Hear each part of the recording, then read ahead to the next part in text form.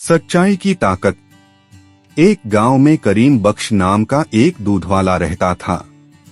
वह बहुत मेहनती और ईमानदार आदमी था। उसकी गाय, जिसे वह प्यार से चंदा रानी कहता था, पूरे गांव में मशहूर थी। चंदा रानी का दूध न केवल स्वादिष्ट था बल्कि उसमें गाढ़ी मलाई भी आती थी, जिससे गांव के हर घर में उसका दूध पसंद किया जाता था। गांव वाले करीम बख्श की बहुत इज्जत करते थे और उसके दूध की हमेशा तारीफ करते थे। करीम बख्श की जिंदगी सादगी से भरी थी। वह सुबह सूरज निकलने से पहले उठता, चंदा रानी की देखभाल करता, ताज़ा दूध निकालता और फिर गांव के हर घर में दूध पहुंचाने जाता। उसी दूध से वह अपनी पत्नी आमिना, 4 छोटे बच्चों, बूढ़े माँ बाप और 3 जवान बहन भाइयों का पालन पोषण करता था। करीम बख्श अपने परिवार का इकलौता सहारा था। सब कुछ अच्छा चल रहा था, लेकिन धीरे धीरे लालच उसके दिल में जगह बनाने लगा। एक दिन उसने देखा कि उसका पड़ोसी, जो मिठाई की दुकान चलाता था, मिलावट करके ज्यादा मुनाफा कमा रहा है। करीम बख्श सोचने लगा, अगर मैं भी दूध में थोड़ा सा पानी मिला दूं तो मेरे पास ज्यादा दूध होगा और मैं ज्यादा पैसे कमा सकूंगा। पहले तो उसने इस ख्याल को झटक दिया, लेकिन फिर एक दिन वह लालच के आगे हार गया। उसने चंदा रानी के दूध में पानी मिला दिया और उसे बेचने चला गया। पहले कुछ दिनों तक किसी को कोई फर्क महसूस नहीं हुआ। करीम बख्श को लगा कि उसकी चालाकी काम कर रही है। उसने सोचा, यह तो बहुत आसान है। थोड़ी सी चतुराई से मैंने अपना मुनाफा बढ़ा लिया और किसी को कुछ पता भी नहीं चला। धीरे धीरे उसने पानी की मात्रा बढ़ानी शुरू कर दी, लेकिन उसे इस बात का अंदाजा नहीं था कि उसकी इस हरकत से दूध का स्वाद और गुणवत्ता खराब हो रही थी।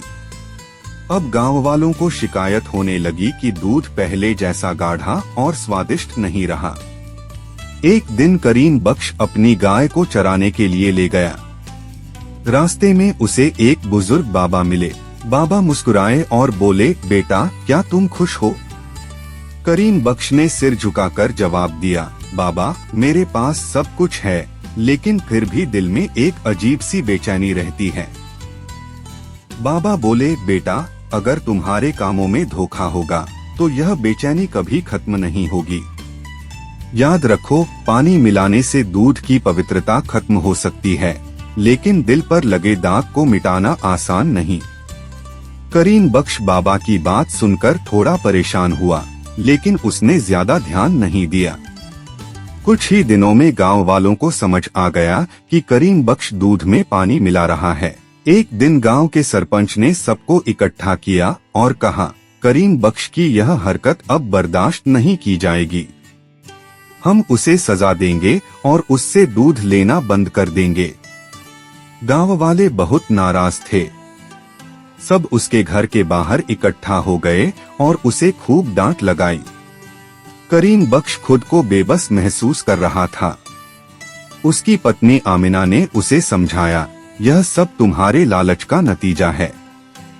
अब तुम्हें सुधरने का मौका भी नहीं मिलेगा।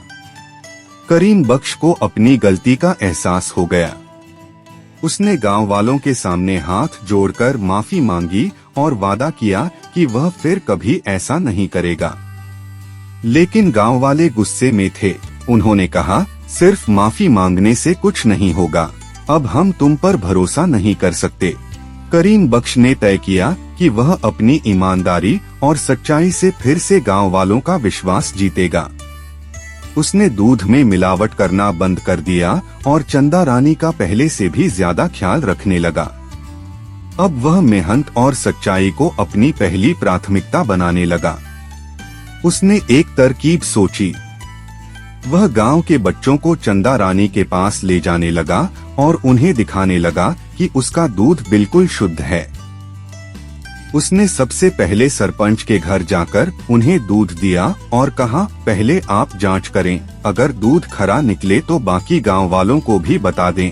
फिर वह गांव के हर घर में जाकर खुद दूध देने लगा और कहने लगा, अब आप सबको फिर से शुद्ध दूध मिलेगा। धीरे धीरे गांव वालों को एहसास हुआ कि करीम बख्श अपने काम में सुधार कर रहा है। उन्होंने फैसला किया कि उसे दूसरा मौका देना चाहिए। कुछ महीनों में ईमानदारी और मेहनत के जरिए करीम बख्श ने अपनी खोई हुई इज्जत फिर से हासिल कर ली। गांव वाले एक बार फिर उसके दूध की तारीफ करने लगे।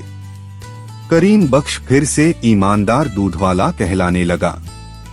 करीम बख्श ने इस अनुभव से एक गहरा सबक सीखा, सच्चाई की ताकत सबसे बड़ी होती है। ये कहानी हमें सिखाती है कि लालच से सिर्फ आर्जी कामयाबी मिलती है, लेकिन हकीकी कामयाबी और इज्जत सिर्फ ईमानदारी और मेहनत से हासिल होती है।